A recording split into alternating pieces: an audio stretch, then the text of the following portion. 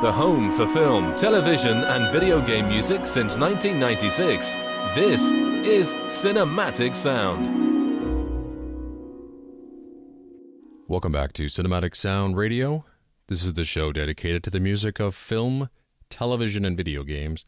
My name is Eric Woods, and I'm your host. And on today's program, we are featuring the music of composer James Horner, who passed away in a tragic plane crash. Earlier this week, he was 61 years old. We're playing some of my very favorite James Horner scores on the program today. It's a 4-part show, a lot to get through, but I really hope you're enjoying the show along with me. To open up this part, we're going to listen to music from one of the greatest science fiction films of all time, one of the greatest action films of all time, and one of the greatest sequels of all time. A film that I don't think you really need to see the first film to appreciate the second film, although the first film's a classic as well. The film is Aliens, directed by James Cameron, and this was the very first collaboration between Horner and Cameron. They would then collaborate many years later on Titanic, and then ultimately their final collaboration would be on Avatar. Now, we tend to associate the words masterpiece and brilliant with a lot of scores that don't necessarily deserve it. I do it all the time, as there are truly only a handful of scores in the history of film music that deserve those two distinctions. James Horner's score to Aliens is one of those scores that deserve those two descriptive words. Horner's music, with the help of Cameron's visuals, made this 1986 film one of the most successful sequels of all time. Horner's score is made up of many different textures to deliver a handful of different emotions, ranging from dark, atmospheric music to terrifying militaristic action cues. In addition to cues originally released on the first album that was released at the time of the film's release, Varese Sarabande Records, many years ago, released a deluxe edition which served up some previously unreleased material that showcased Horner's unique ability to terrify you with his music alone. One cue in particular, and you'll hear it in the middle of this suite, is called Facehuggers. It's a 4-minute cue of absolute brilliance, combining orchestral hits, synthesizers, and percussion to deliver by far one of Horner's most terrifying and original compositions of his entire career. And of course, who could forget the cue Bishop's Countdown, which in the 80s and 90s was a movie trailer editor's dream. Again, I bring up the name Eric Tomlinson, the legendary recording engineer who's worked with some of the very best composers in Hollywood. His recording, again, for Aliens is top-notch, and the London Symphony Orchestra gives Horner a gutsy performance. This is some of the most difficult music that I think they've ever performed, especially in the percussion section, who actually performed their music separately from the orchestra. And with the few bonus cues available on the deluxe edition soundtrack, you can actually hear just cues featuring the percussion section alone in cues like Ripley's Rescue and the unused combat drop. James Horner's score was nominated for an Academy Award in 1986. And looking at the nominees that year, I would have said that this would have been a toss-up between Ennio Morricone's The Mission and Horner's Aliens. Well, the Academy Award went to Herbie Hancock for Round Midnight. It'd be many years later before Horner would get his hands on that gold statue. He'd actually win 2 for Titanic, another James Horner production. And now I'm pleased to present music from James Horner's Academy Award nominated score to the 1986 film Aliens.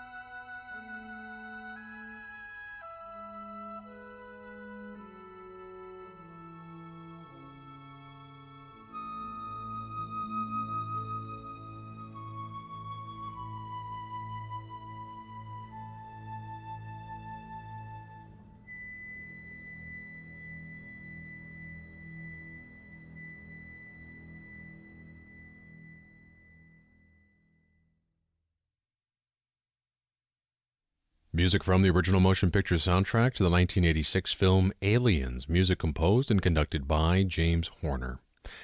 And the original soundtrack recording was performed by the London Symphony Orchestra. We now move on to music from a 1989 film called Field of Dreams.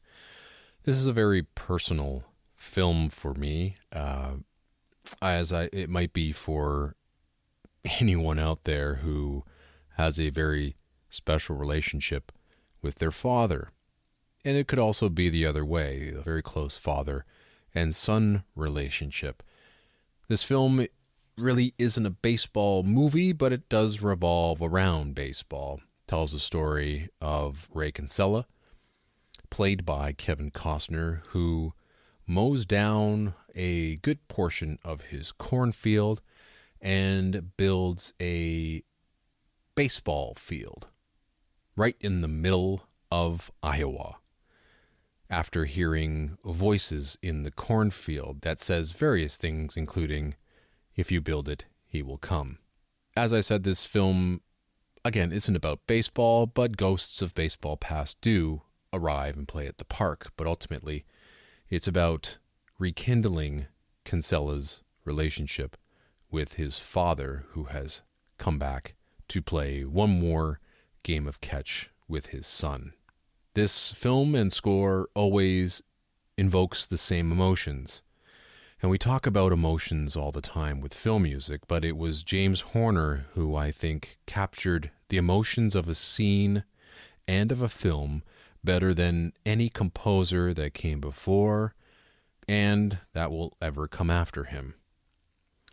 Horner always, for the lack of a better word, and I apologize for the pun, but he always hit the right chord emotionally with his music. He always made you feel, and boy did he ever make you feel with the classic cue called The Place Where Dreams Come True, which is the final cue before the end credits that eventually, and I really want to know what that chord is, just when Costner's character throws the ball to his father and his father catches it, and then just Horner's music swells up and he hits you with his main theme. And for some reason, it's that moment, that piece of music, that part of the movie that just triggers my tear ducts. Anyway, here is music from Field of Dreams with The Place Where Dreams Come True and the end credit cue from the classic 1989 film Field of Dreams.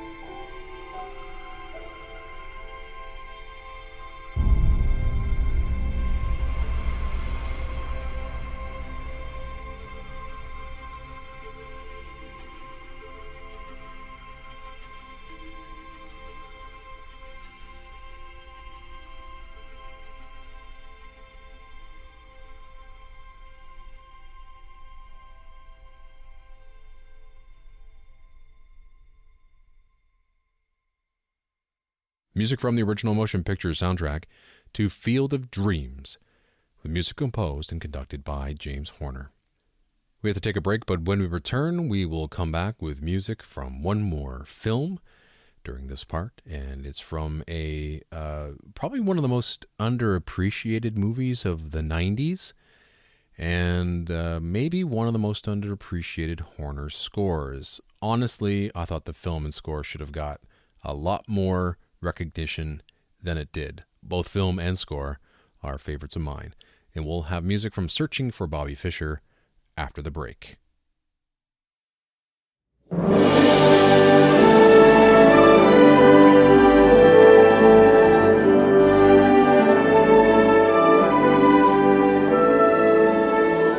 Bringing you the very best of original music composed for films, television, and video games. This is Cinematic Sound. Welcome back to the program. This is Cinematic Sound Radio. My name is Eric Woods, and I'm your host. I hope you're enjoying today's program as we're featuring a tribute to composer James Horner. We now move ahead to 1993 and the film Searching for Bobby Fischer. This film is a film about chess, and in particular, a 7-year-old boy who possesses a gift for chess, and his parents who seek to nurture it. This is a wonderful movie featuring one of Horner's most inspired scores. And when Horner was truly inspired, there was really no one that could top him when it came down to just sheer dramatic scoring. As I said with Field of Dreams, here in Searching for Bobby Fischer, Horner literally hits all the right chords, musically and emotionally. I've watched the film many times, and most of the time I watch it just to pay particular attention to the music. Horner was able to put into musical terms a child's innocence. His use of oboe and light glistening piano is absolutely perfect for the scenes it accompanies. And away from the picture, the music is still as strong and stirring. And I always want to tear up every time I hear the cue, Early Victories. It's really one of the first times we get a chance to hear Horner's patented rolling piano chords, which go seamlessly into the score's main theme, not once, but twice, and makes for spectacular and proud film music. Then we get a cue called Josh versus Dad, and when I first heard it, the first thing I thought of is, where in the world does Horner come up with that theme? You'll hear it again in the score in a track called Trip to Chicago. It's a delightful tune for piano and harp. It's magnificently orchestrated with a perfect underlining flute line. It's just absolutely magnificent. Again, as I said, there's a wonderful variation later on in the score. And another thing that James Horner was really, really good at, and that was writing for French horn, especially French horn solos.